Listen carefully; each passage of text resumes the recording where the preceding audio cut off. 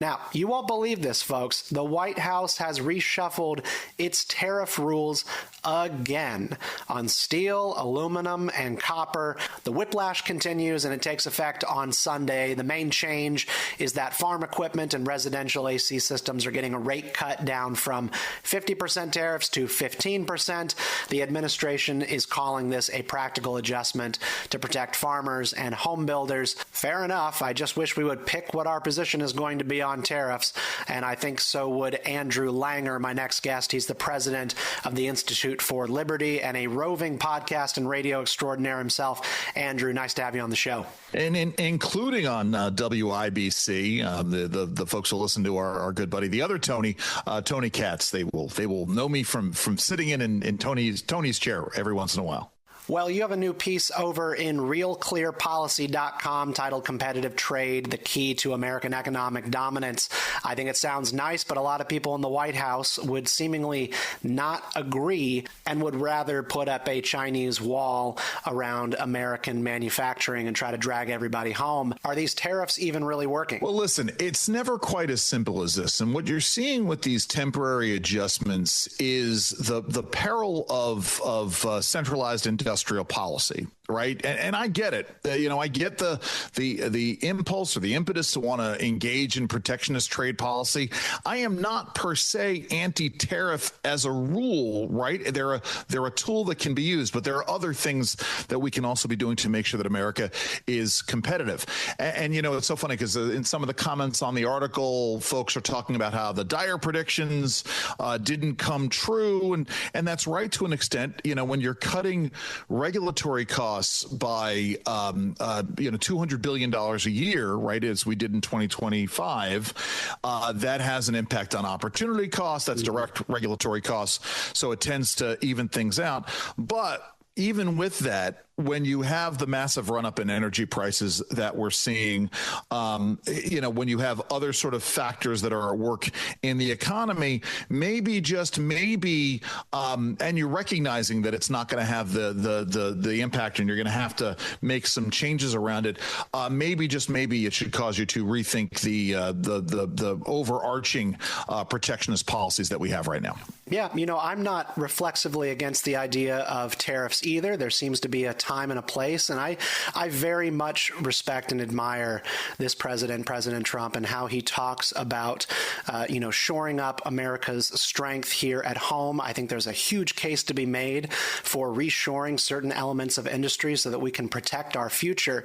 But look, then I hear all of these horror stories about layoffs at manufacturing facilities because it costs an exorbitant amount of money to protect a single job from being offshored. And often it's often its own form of welfare when we should be trying to make our production as smooth and efficient as possible.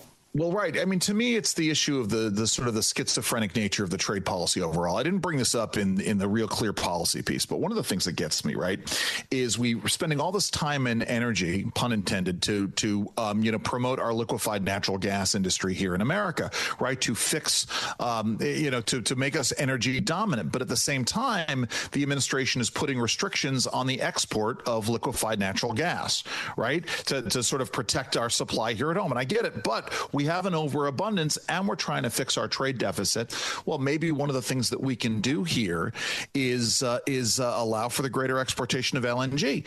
My point at the end of the day is when you make these kinds of centralized decisions, there are always going to be trade-offs. Mm-hmm. So, right, we protect the jobs in our steel and aluminum manufacturing here at home, but at the same time, that has the effect of driving up prices so that other manufacturing cannot be done quite as inexpensively. We can't protect other jobs that are there.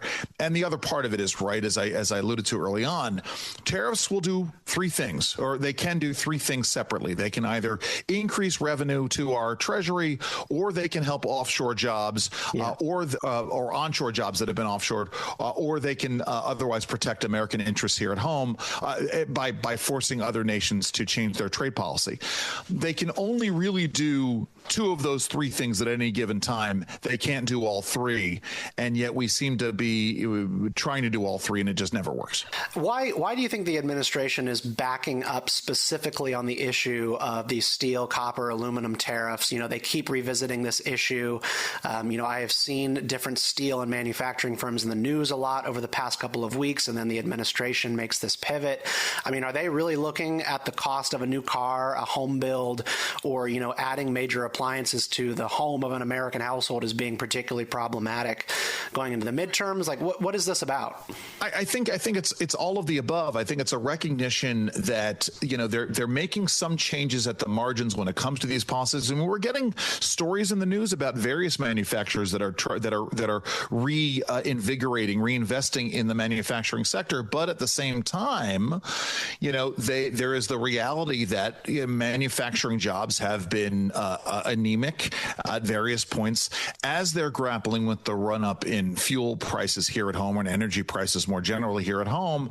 So they have to make these changes. And, again, not you and I are neither of us as pure free marketeers. We're not anarcho-capitalists, but we recognize that freedom is certainly better than centralized planning in this.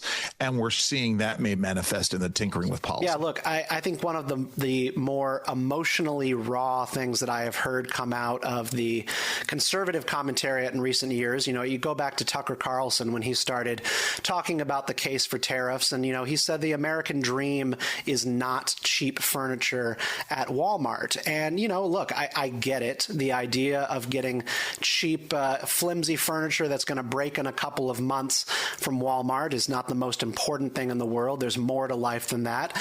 But it is still an elite worldview when you're talking about saying you need to go down to the corner store and buy the handmade furniture that costs hundreds or thousands of dollars. You have Benny Johnson talking about this and saying that losing money means nothing, digital ones and zeros, but in the end, you won't miss any of it. Losing your country costs you everything.